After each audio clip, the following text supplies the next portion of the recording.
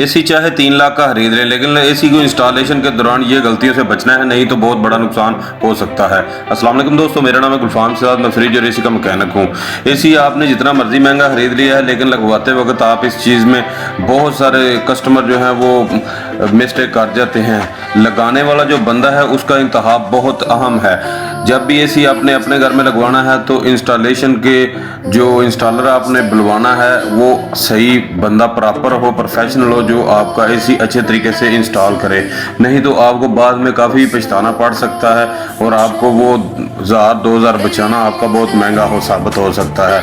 AC को लगाने के लिए आपने पहले जगह इंडोर के लिए बेहतरीन सेलेक्ट करनी है।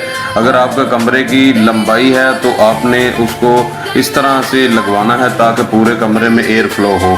उसके बाद आपने जो उसका होल करवाना है इंडोर यूनिट के लिए, अगर तो आपका ऑलरेडी होल है जिस तरह ये वीडियो में आपको नज़र आ रहा है, फिर तो वेल एंड गुड।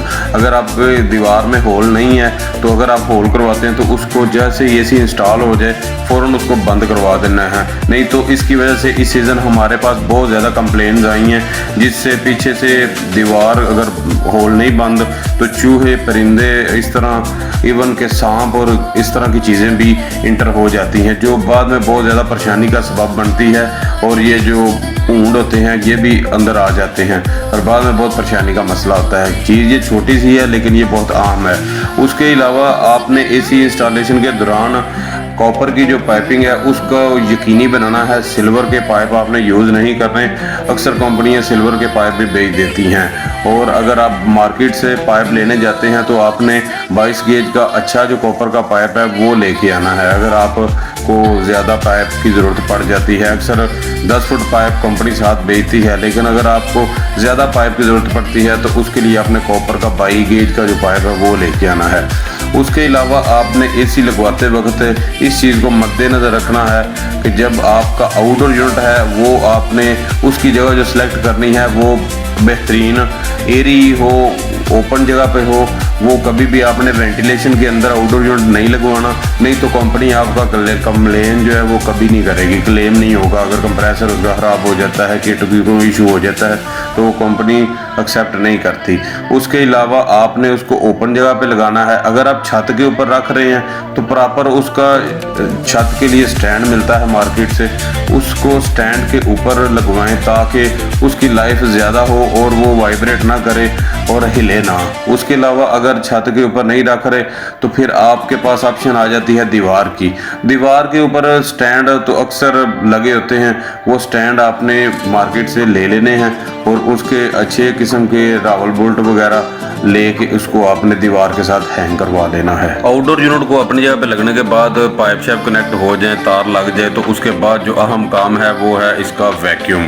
जो भी आपके पास इंस्टॉलर है उसको बोलें कि इसको प्रॉपर आपने वैक्यूम करना है, उसको अच्छे तरीके के साथ वैक्यूम करवाएं। उसके पाइप जो हैं और उसकी जो जितनी भी एयर है वो सारी बाहर निकले। उसके बाद आपने इसकी जो गैस है वो ओपन करवानी है और लीकेज जो है उसको आपने टेस्ट करवाना है कि सही तरीके से कोई नट ढीला ना हो, कोई उसमें मसला ना हो, लीकेज के बिल्कुल जो है ना वो चांसेस ना हो, ताकि इसकी गैस जो है वो लीक ना हो। मैं इसे इंस्टॉल करता हूँ अल्हम्दुलिल्लाह, मैं उनको गारंटी दे के आता हूँ। अगर ये इधर से नट लीक होता है तो उसका जिम्मेदार मैं हूँगा। जब आप वैक्यूम करवा के गैस को ओपन करवाएंगे तो आपके एसी की लाइफ बहुत ज़्यादा हो जाएगी। उसके अलावा जब ये काम आप कर लेंगे तो इंशाल्लाह आपके एसी की लाइफ बढ़ जाएगी। एसी आपने लगवा लिया है, आप यूज़ कर रहे हैं, अभी आपने कुछ ऐसी कॉमन मिस्टेक हैं जो आपने नहीं करनी है एसी के इस्तेमाल के दौरान, नहीं तो उससे भी आपको काफ़ी परेशानी हो सकती है। जैसे कि एसी की सर्विस करवाने के लिए कुछ लोग बहुत ज़्यादा जो है ना वो समझते हैं कि ये इतनी कोई ज़रूरी चीज़ नहीं है, और कुछ तो ऐसे कह देते हैं कि हम खुद ही इसको पानी मारते रहते हैं। ये बहुत गलत तरीका है, इस तरह बिल्कुल नहीं करना। जब भी आपने एसी इतना महंगा ख़रीदा है तो उसको इस्तेमाल कर रहे हैं तो अच्छे तरीके से करें। सीज़न में कम से कम 1 मरतबा या 2 मरतबा उसकी प्रॉपर सर्विस करवाएं ताकि वो बेहतरीन परफॉर्म दे। और फिल्टर उसके जो है वो हर 15 या 1 हफ्ते बाद उसको आपने लाजमी तौर पे निकालना है। कुछ लोग एसी सर्विस करवाने में इतने ढीले हैं, जब एसी बिल्कुल बंद हो जाता है, इंडोर और आउटडोर बिल्कुल ब्लॉक हो जाता है, उसके बाद सर्विस करवाते हैं, जो कि बहुत गलत तरीका है, जिससे आपकी बिजली की खपत बहुत ज़्यादा होती है। एसी कूलिंग प्रॉपर नहीं करता, ओवर हीट होता है, कंप्रेसर मोटरें बहुत ज़्यादा ज़ोर लगाती हैं और वो बहुत बड़ा काम निकालती हैं 10 या 20 हज़ार रुपये तक। तो फिर उसके बाद फ़ायदा कोई नहीं, पार्ट्स भी चेंज होता है, एसी भी आपका खुल जाता है, इवन के वेपोरेटर भी अक्सर लीक हो जाते हैं, उनके ऊपर मट्टी धूल जमी रहती है, जिससे वो जंगलूद हो जाता है और वो लीक हो जाता है। इसलिए एसी की सर्विस लाजमी करवाएं अच्छे तरीके से। आपने इतना महंगा एसी लगवाया है तो 2-3 हज़ार सर्विस का आप दे दिया करें सीज़न में 1-2 बार, ताकि ये प्रॉपर तरीके से काम करे। तो वीडियो आपको हमारी कैसी लगी, ये मालूमात आपको अगर अच्छी लगी है तो वीडियो को लाजमी आपने लाइक कर देना है और दूसरों के साथ शेयर कर देना है, और मेरे पेज को फॉलो कर लें। इंशाल्लाह इस तरह की वीडियो आपके लिए मैं लाता रहता हूँ।